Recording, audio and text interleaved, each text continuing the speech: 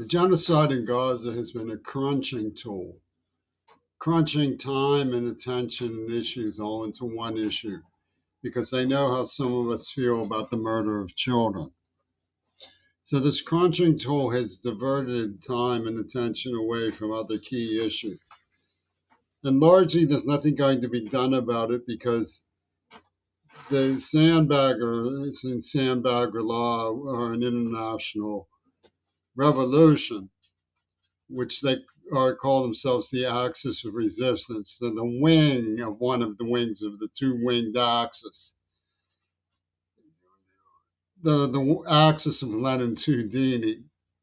The Eno forces who put together art for the genocide, music for genocides, in the TikTok war, the croquet Griguster and her strutters in China fashion from Donald Trump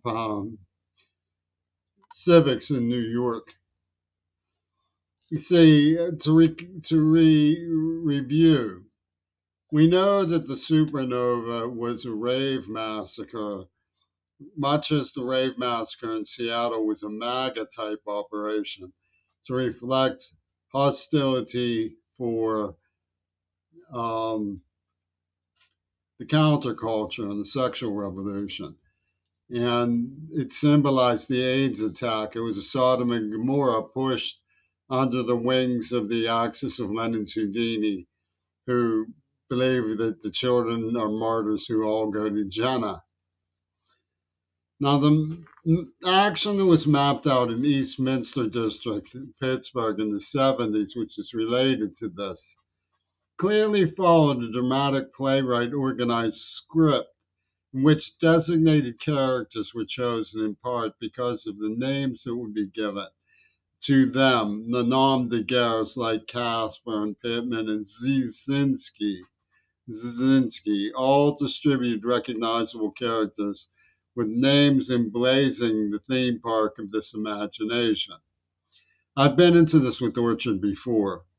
When Mr. McIntosh took days off to read us from The Outsiders instead of teaching us math, he was not only creating an imaginary atmosphere very similar to what they were coaching in this Eastminster district, but he was actually deploying individual students who filled in the eidetic imagery described in The Outsiders. So the imagination of the school reader was populated with the imaginary vision of the novel by people who have been introduced to him in the classroom. And this is obviously deep psychology.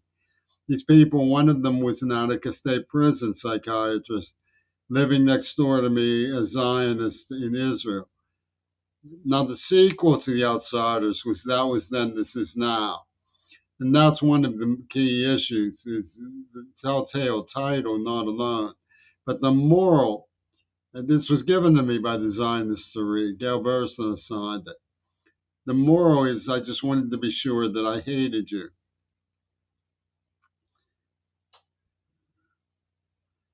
So that's the moral of the story. And the title is fairly telltale. But the Israeli know perfectly well, that better than anyone else, that the people who would not stand up for the Palestinians in Gaza are the people who would not stand up for the Jews. So he's getting us to cheer him while he's deepening his hatred. That's the message. The other one gave me read. I realized this evening another subject that related to the deep psychology of the Zios was the idea to get people to think about what might have been. And that's in their bag of tricks, like Tucker Carlson. Nice try, Tucker Carlson. Tried to make me look like I would be president of the United States if I hadn't been tortured and worked over. And this is the persuasion racket they use to manipulate people psychologically. Oh, what if John Lennon were still alive? And this is something he made sure was not going to happen because he was written into the script. And they use deep psychology. This is nothing if not deep psychology.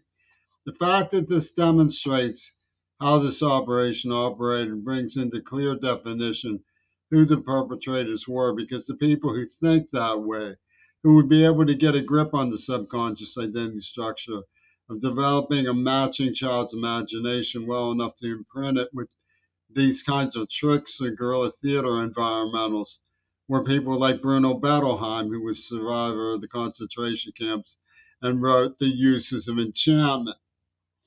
The allusion to Dead End, the film from 1937, is particularly clear from Brucker, which was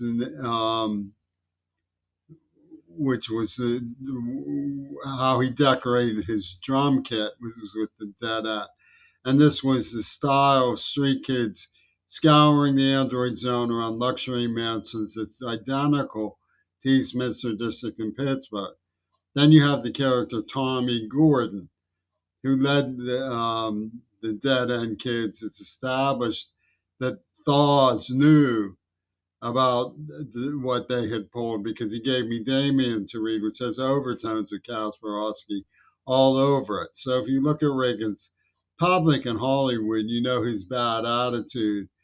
You basically see that they were pulling a sort of Lord of the Flies makeshift guerrilla theater with these carefully distributed characters with nom de guerres, like James Kasparowski, Lube Wrecker, because they Michel Lubin was like we shall overcome, I shall lube, because it was two versions Pussy Ball Game, and this came and they called them Pitmen because it's like Pitbull and Hitman and the Quarrymen, which is the original name of the Beatles.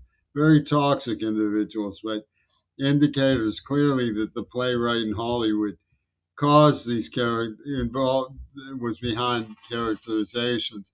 What Romero worked on North by Northwest, and Bing Crosby was working with the Pittsburgh Pirates, and the Uses of Enchantment by Viktor Frankl. Um, by Bruno Bettelheim. And Viktor Frankl, another survivor of the Holocaust, who wrote about logotherapy. And they had logo rapine going. That's the thing that the axis of so-called resistance gets off on more than anything else. They can't wait to use your suffering as a logistic in getting the masses over the hurdle. Intergenic cooperating with the axis luxury time revolution where everything is home peep because they have Palantir built into your system and they're going to drop suggestions into your mind. And they had this projection of the spiritual continuous into the psyche who need to feel better. And this is how they sold 911. What gives that they're selling 911 is the spirit of the victims feeling better. That they have Gail Burstyn playing violin at Seattle Center. So Diamond DeGaulle was a partner of Gail Burstyn, by the way. She's outside World Trade Center with her stiletto. She's going to make the victims feel better by getting other victims. You want to know the secret of that? Comes from Reckoning, a new book about the Nuremberg trials, where the Holocaust survivors filling the pits. That's what pitmen means. They fill the pit, dig the graves, and fill them with corpses. Say it won't be revenge unless we do it to other innocent people. And they say, they're making a TikTok peep show genocide, which you're going to start collecting pay-per-view genocide peep show. And they will do it. That's what the Zionists are up to. And they had 911. That will make you feel better. Queer ball bombing in the Exxon Valdez, and U.S. Iowa. I mean, the Swami Nostra construct of the Spirit Foundation, who pulled all that stuff in the 80s and 90s from Geffen Records, staged some phony intercept that they never talk about. These were the same people who get a grip on the deep imagination, the deep psychology. And of course, they're loyal to Reagan. He can do no wrong. He was an innocent, just as Ringo Starr. We get the dynamics of the imagination working so well. He was the expert who could find the movie directors and to assign people. They just go through their Rolodex to find people to play these roles, and that's so you see how it goes. See how it goes, and they're coming back for more. They're coming back for more. Yeah, they're coming back for some more. They want your axis of resistance all attenuated to the fanfare show. Get on the bus with the fanfare show. Yeehaw! Roger Waters is going to wave the Palestinian flag. Michael Reagan's going to get his favorite scene some more. We're going to get plenty of yellow journalism from George Galloway. So stay tuned for the axis of Lennon's Houdini.